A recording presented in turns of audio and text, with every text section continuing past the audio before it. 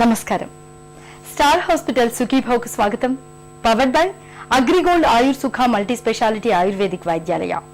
ఈ రోజు కార్యక్రమంలో పీసీఓడికి ఆయుర్వేద చికిత్స, ఎడాపెడా మందులు వాడితే అనర్థాలే, ఆరోగ్యానికి ఆనంద పరీక్షలు, గ్రహణం మొర్రికి చికిత్స ఉందా, ఇంకా సమస్య సలహా, health tip. Polycystic ovary syndrome, దీన్ని వాడుకలో అండాశయాల్లో నీటి బుడగలని పిలుస్తారు. ఇవాళ పట్టణాలు నగరాల్లోని అమ్మాయిల్లో చాలా మందికి ఇదో పెను సమస్యగా మారుతోంది.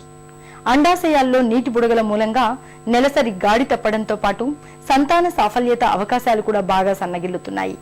అధిక బరువు, అవాంఛిత రోమాలు పెరగడం వంటి సమస్యలు వచ్చి పడుతున్నాయి. ఈ నేపథ్యంలో అండాశయాల్లో నీటి బుడగలకు ఆయుర్వేదం చెబుతున్న చికిత్సల గురించి ఇప్పుడు తెలుసుకుందాం.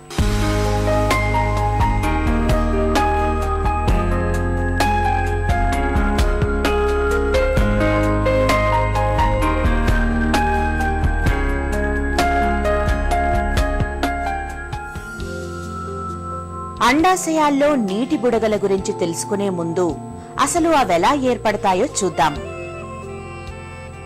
ఇక్కడ కనిపిస్తున్నది గర్భాశయం. అండాశయాలతో కూడిన స్త్రీ ప్రత్యుత్పత్తి వ్యవస్థ. సంతానోత్పత్తికి అనుకూలంగా స్త్రీ శరీరంలో ప్రతి నెల అండం విడుదలయ్యేందుకు వీలుగా అండాశయంలో అవసరమైన మార్పులు జరుగుతుంటాయి. దీనిలో భాగంగా అండాశయంలో ప్రతి నెల ఫాలికల్స్ తయారవుతాయి. వీటిలో ఒకే ఫాలికల్ పెరిగి పెద్దదై అండాన్ని విడుదల చేస్తుంది.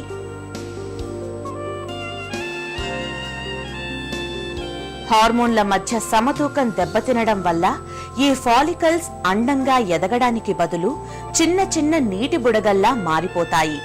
వీటినే పాలిసిస్టిక్ ఓవరీస్ అని పిలుస్తారు.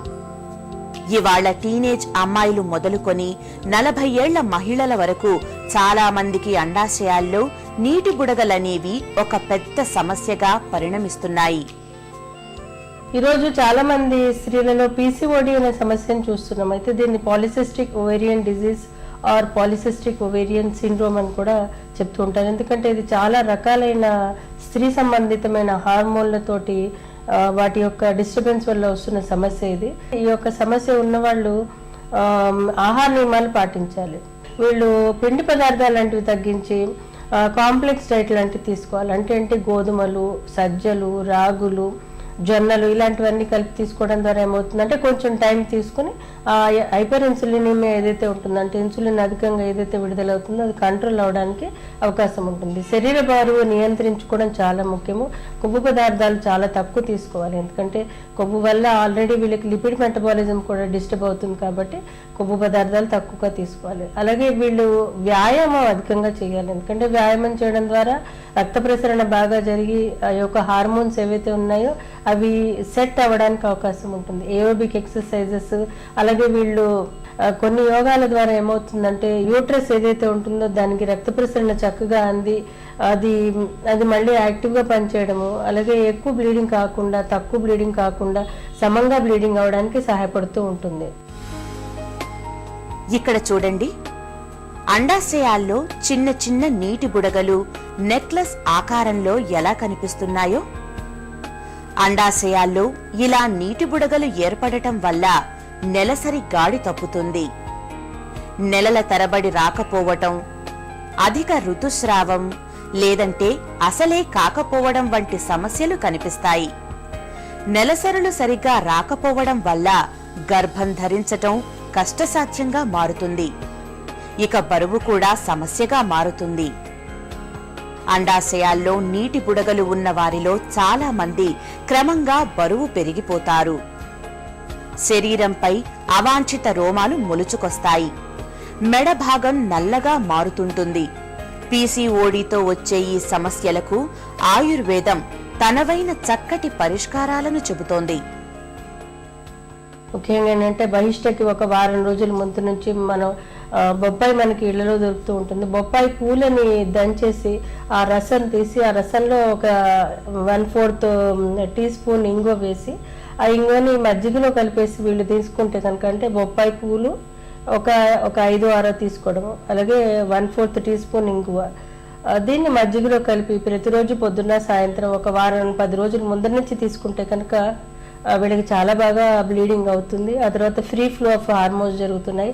ఎండోమెట్రియల్ థిక్నింగ్ కూడా తగ్గి వాళ్ళకి బ్లీడింగ్ సక్రమంగా జరగడానికి అవకాశం ఉంటుంది. పీసీఓడి సమస్యలో ఈ యొక్క ఇన్సులిన్ ఏదైతే డిస్టర్బ్ అవుతుందో దానికి నేరేడు గింజలు మన ఇంటి చుట్టుపక్కల దొరుకుతాయి. అలాగే వేప గింజలు దొరుకుతాయి. అలాగే మెంతి పొడి దొరుకుతుంది. అలాగే పొడపత్రి దొరుకుతుంది. ఈ 4 ఐటమ్స్ సమానంగా తీసుకుని, అంటే 100 గ్రాములు తీసుకుని కలిపేసి ఒక గాజు సీసాలో పెట్టుకుని ప్రతిరోజు 1/4 టీ స్పూన్ చొప్పున భోజనానికి ఒక అరగంట ముందర అయితే పావు గంట ముందర ఒక చిన్న కప్పుడు నీళ్ళల్లో కలిపేసి తాగితే పొద్దున్న సాయంత్రం కనుక చాలా చక్కగా పనిచేస్తుంది. అదేవిధంగా వీళ్ళకి ముఖ్యమైన సమస్య చర్మ సమస్య, అలాగే మొహం మీద మొటిమలు లాంటివి వస్తుంటాయి కాబట్టి దానికి ఖదీరా అనే ఔషధం మార్కెట్లో దొరుకుతుంది. ఖదీరాని మీరు పొడి చేసేది పొడిగా కూడా దొరుకుతుంది. ఆ పొడిని ప్రతిరోజు 1/4 టీ స్పూన్ చొప్పున పొద్దున్న సాయంత్రం తీసుకుంటే కూడా చక్కటి గుణం ఉంటుంది. చిట్కాలు ఉపయోగించిన రాని పక్షంలో ఒకసారి డాక్టర్ని కన్సల్ట్ చేస్తే కనుక దీన్ని ఒక కోర్స్ లాగాను ఒక పద్ధతిగాను ఔషధాలు ఉన్నాయి. అవి ఇవ్వడం ద్వారా చాలా చక్కటి గుణం ఉంటుంది. ముఖ్యంగా ఇందులో ఏంటంటే పొడపత్రి దాంతో చేసిన కొన్ని ఔషధాలు ఉంటాయి. అలాగే నెలసరి సక్రమంగా రావడానికి అంటే శతావరి, అశోక ఇలాంటివి కొన్ని ఔషధాలు ఉంటాయి. అలాగే స్కిన్ సంబంధమైన సమస్యలకి ఖదీరా, అర్జున, లోధ్రా ఇవన్నీ కూడా రకరకాల యాంగిల్స్లో మేము ఇస్తూ ఉంటాం కాబట్టి వీటిని వాడడం. అలాగే తిక్తక ద్రవ్యాలు కొన్ని ఉంటాయి. అవి ఇవ్వడం ద్వారా ఏమవుతుందంటే ఈ యొక్క సిస్టంలో క్రేవింగ్ అంటే ఏంటి, ఫుడ్ తినాలి అన్న కోరిక ఏదైతే ఉంటుందో దాన్ని తగ్గించి శరీర బరువు తగ్గించడానికి హెల్ప్ చేస్తూ ఉంటుంది. కాబట్టి ఈ పీసీఓడికి ఆయుర్వేదంలో చాలా చక్కటి ఔషధాలు ఉన్నాయి. వాటిని పద్ధతిగా వాడితే మంచి గుణం ఉంటుంది.